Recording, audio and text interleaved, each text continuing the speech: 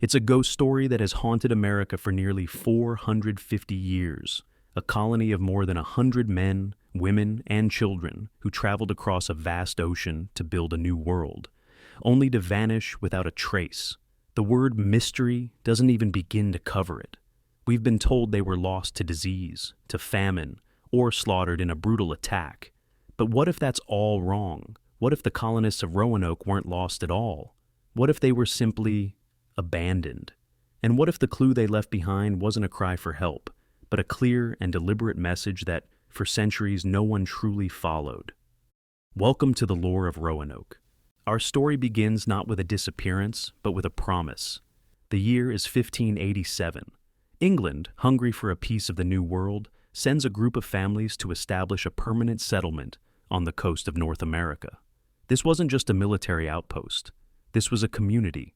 They were led by their governor, a man named John White, an artist, a cartographer, and soon, a grandfather.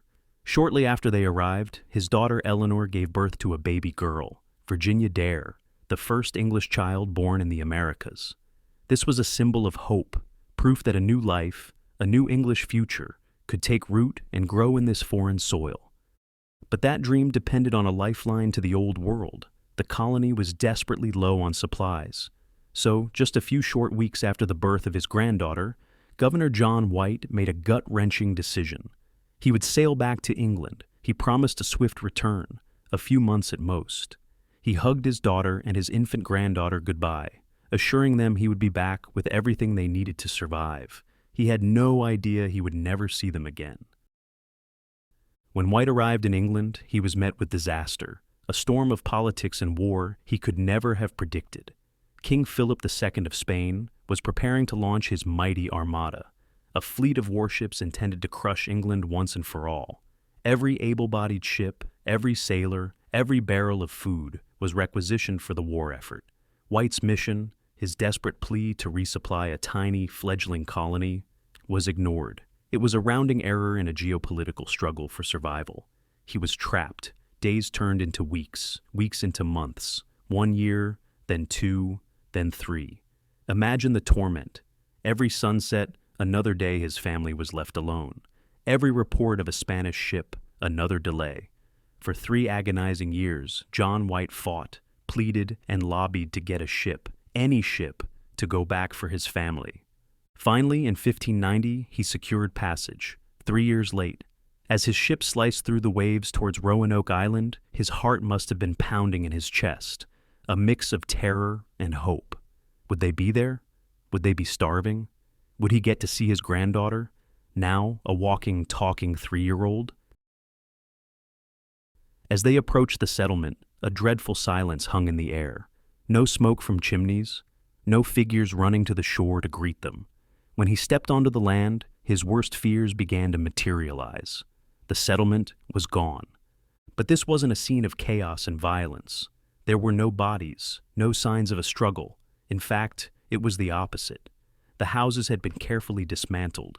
The heavy cannons and smaller boats were gone. The entire area had been surrounded by a tall, defensive wooden wall, a palisade. This wasn't the work of a raiding party. This was an organized, deliberate relocation. And then, he saw it. Carved into one of the main posts of the palisade was a single clear word, Croatoan. For centuries, that word has been presented as the great unsolvable mystery, a cryptic clue left by a doomed people. But to John White, it wasn't a mystery at all. It was a message he was meant to understand. Before he had left 3 years earlier, he and the colonists had agreed on a contingency plan. If they were forced to move, they would carve their destination into a tree or a post. If they were in distress, they would carve a Maltese cross above the name. There was no cross. This was not a panic signal. This was a signpost. Croatoan was the name of a nearby island, now known as Hatteras Island.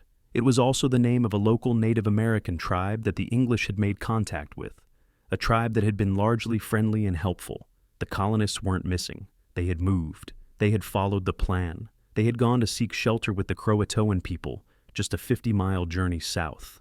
The real tragedy of Roanoke is not that the colony vanished. The real tragedy is that John White could never reach them. As he prepared to sail his ship south to Croatoan, a fierce storm rolled in, battering the coast. The anchor cable on his lead ship snapped. His crew, weary from the Atlantic crossing and spooked by the storm, bordered on mutiny. They refused to go on. Damaged, undermanned, and heartbroken, John White was forced to turn back to England. He died a few years later, never knowing for certain the fate of his family, a family that was likely alive and well, just a day's sail away. So, what happened to them? Evidence gathered over the next few decades, and even into our own time, overwhelmingly suggests they survived. Later, English explorers and settlers at Jamestown heard persistent reports from native tribes of people further south who had gray eyes and who could read from a book. Archaeologists on Hatteras Island have unearthed English pottery, metalwork, and even a sword hilt from the 1500s, mixed in directly with native artifacts in the exact location of the main Croatoan village. It's no longer a great leap of faith. The colonists of Roanoke, faced with abandonment, did the only thing they could. They integrated. They became part of a new community. Virginia Dare and the other children likely grew up speaking a dialect of the Algonquian language, marrying into Croatoan families, and creating a new, blended culture. They didn't vanish into thin air. They assimilated. The story we've been told of a colony that mysteriously disappeared is a ghost story. It's simpler, cleaner, and perhaps more romantic than the truth. The reality is a story of political failure, of a promise broken by war and bureaucracy, a story of a grandfather who was robbed of his reunion, and a group of tough, resilient people who adapted to survive in a world that had forgotten them. Their story wasn't lost. It was just ignored. So while we now understand that the Roanoke settlers likely blended into a new life, their story is just the beginning of the complex and often brutal relationship between European settlers and the native tribes of America.